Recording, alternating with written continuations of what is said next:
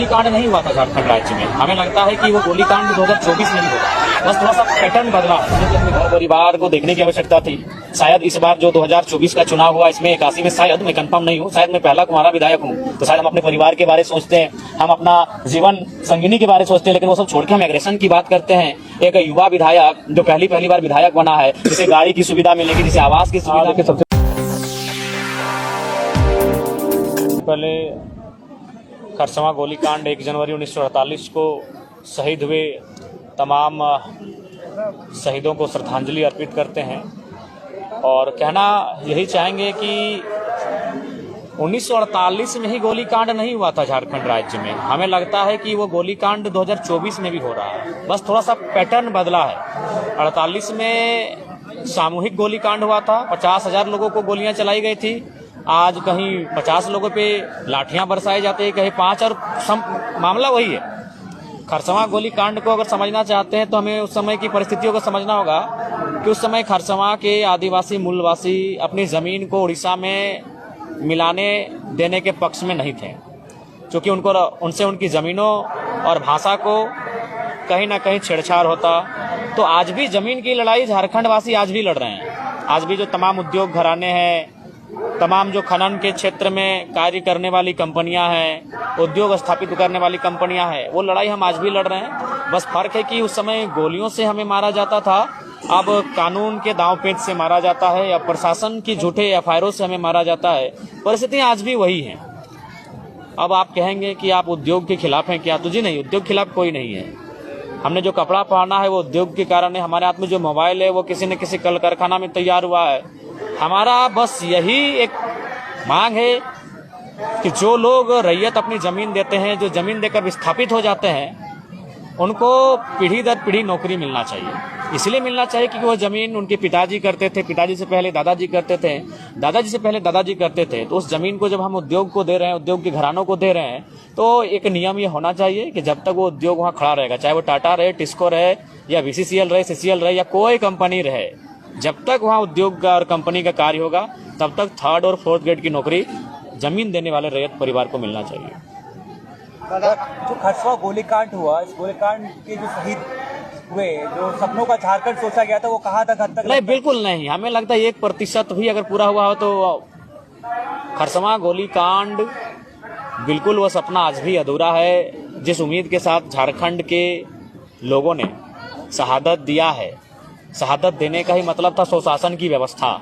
सुशासन की व्यवस्था मतलब हमारी अपनी पारंपरिक व्यवस्थाएं, लेकिन आज विशेषकर कोल्हान में आप अक्सर देखते हैं जिस प्रकार की समस्याएं सामने आती हैं, जिस प्रकार से दमन किया जाता है, तो सुशासन व्यवस्था आज भी नहीं है। और जो लड़ाई थी वो सुशासन व्यवस्था की लड़ाई थी, वो लड़ाई हक अधिकार की थी, और हमें लगता है कि आज पुनः उस लड़ाई को आत्मसात करने की आवश्यकता है। सर, पेशा कानून के बारे में बार बार बात होता है, अभी फिर से जो ये बात उठ रहा है, पेशा कानून पर आप क्या पक्ष रखते हैं? बिल्कुल, पेशा कानून ही मजबूत करेगा जो आदिवासियत परंपरा है, जो आदिवासियत रीति रिवाज है। पेशा कानून का जितना कड़ाई से, जितना मजबूती से अनुपालन होगा, उतनी ही आदिवासियत का संरक्षण होगा। और नहीं तो आज देख सकते हैं, रांची एक समय आदिवासियों की सीएनटी जमीन हुआ करती थी, आज वहाँ आदिवासी नग्न हो गए। धनबाद, बोकारो, ऐसे बहुत सारे जगह हैं जहां आदिवासी मूलवासी लोग बस बसाव था उनका उस भौगोलिक सीमा में, आज वो विस्थापित हो चुके हैं। कहीं डैम बनने से, कहीं उद्योग बनने से, तो कहीं अन्य राज्यों के लोगों के प्रभाव से वो धीरे धीरे अपने गांवों को छोड़कर सीमित हो गए हैं, संकुचित हो गए हैं। तो पेशा कानून जैसे कानूनों को कड़ाई से अनुपालन ही आदिवासियत संस्कृति का संरक्षण करवाई। दादा, आपका एग्रेसिव को लेकर के पूरा झारखंड में चर्चा चल रहा है, इस विषय की क्या कहेंगे? देखिए, हमें लगता है कि एग्रेशन आवश्यक है झारखंड के लिए। अगर मान के चलिए आप नियम से, चरणबद्ध तरीके से अगर झारखंड में काम हो जाता तो एक यूथ लड़कों को एग्रेशन करने की जरूरत नहीं थी। हमें भी अपने घर परिवार को देखने की आवश्यकता थी। शायद इस बार जो 2024 का चुनाव हुआ इसमें 81 में, शायद मैं कंफर्म नहीं हूँ, शायद मैं पहला कुंवारा विधायक हूँ, तो शायद हम अपने परिवार के बारे में सोचते हैं, हम अपना जीवन संगिनी के बारे में सोचते हैं, लेकिन वो सब छोड़ के हम एग्रेशन की बात करते हैं। एक युवा विधायक जो पहली बार विधायक बना है, जिसे गाड़ी की सुविधा मिलेगी, जिसे आवास की सुविधा मिलेगी, जिसे तमाम भत्ता की सुविधा मिलेगी, और उन सुविधाओं को छोड़कर वो कांटों की रास्ते को चुन रहा है। वो रात 2 बजे सबसे टकरा रहा है, वो माफियाओं से चुनौती दे रहा है। तो कारण यही है कि झारखंड का इतना तोहन और दमन हुआ है, झारखंड के लोगों का इतना उत्पीड़न हुआ है कि आज हम लोग एग्रेशन की भाषा में बात करने लगे हैं।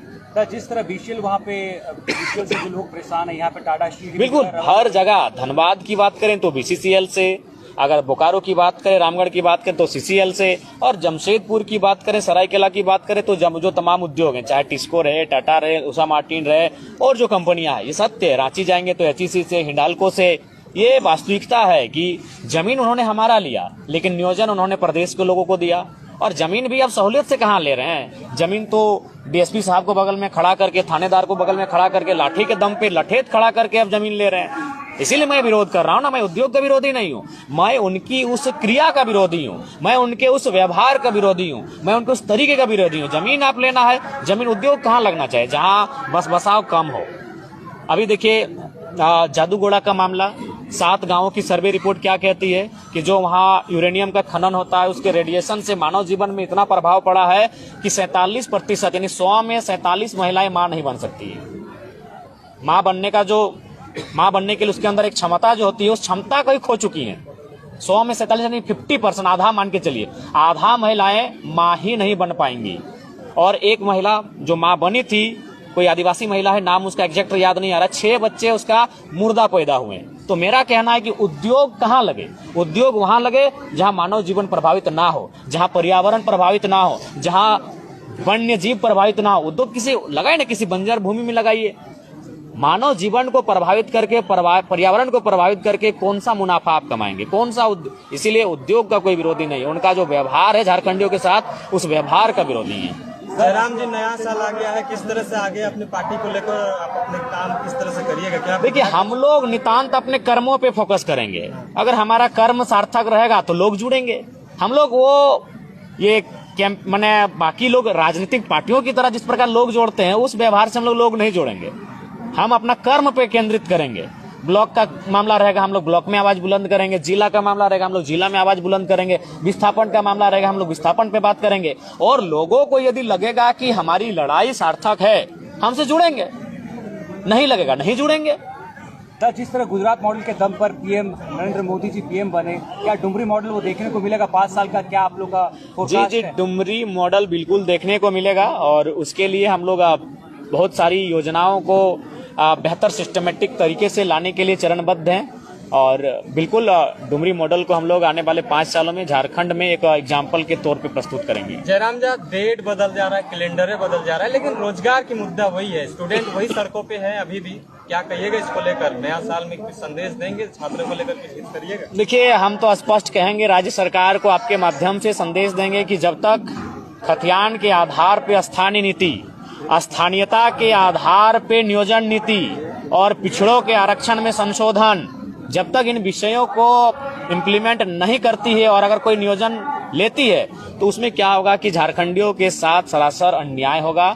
तो इसलिए राज्य सरकार को हम आपके माध्यम से खरसवां की इस पावन धरती से, खरसवां की इस ऐतिहासिक धरती संदेश देंगे, बिना स्थानीयता के कोई भी नियोजन ना लें। अगर बिना स्थानीयता के आप नियोजन लेंगे तो वहाँ झारखंड के लोग कम और गैर झारखंड के लोग ज्यादा भरे हुए दिखेंगे। पैसे के लोग से जिस तरह इस बार सत्ता बना, 2100 रुपया गोगो की बात हुई, मैया सम्मान की बात हुई, और कहीं ना कहीं ये कन्वर्ट भी हुआ वोटों में। तो ये 5 साल में क्या देखते हैं कि लोग वही 2500 या 3000 में सीमित रह जाएंगे, या फिर अपनी इच्छाएं को? देखिए, अब वास्तविकता यही है। एक हिटलर ने एक उदाहरण दिया था एक मुर्गे का।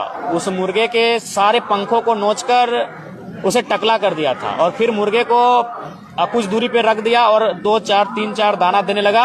वो मुर्गा स्वतः उसके चरणों में आके बैठ गया। तो हिटलर ने संसद में फिर कहा कि जनता का इसी तरह हस्र बना के रखना चाहिए, उन्हें पूरे 5 साल मुद्दों से भटका के रखना चाहिए, और अंतिम समय कुछ दाने उन्हें चुगाना चाहिए। तो वही हाल होता है, क्योंकि झारखंड की जनता को इतना निचोड़ा गया है कि उन्हें जिंदा रहना ही विकास समझ में आता है। देखिए, मैं पुनः कहूंगा, मैया सम्मान, अगर नारी सम्मान की बात है तो अच्छी बात है। मैं आज फिर तर्क दूंगा, 45 से 50 वर्ष की जो महिलाएं हैं उससे ऊपर जो है उनको आप ये सम्मान दें। लेकिन अगर आप 18-20 साल की बालिकाओं को सम्मान देते हैं तो उस मेहनत के साथ 2000 रुपए जो कमा रहे हैं उनको एक धक्का लगेगा। आप किसी को फ्री में अगर 2000-2500 रुपए देते हैं और जो लोग अपना हाड़तोड़ मेहनत के साथ जो युवा 2000-2500 रुपए दिन मैंने महीना का कमा पाते हैं, उनकी मानसिकता को डैमेज करेगा। ठीक है, थैंक यू।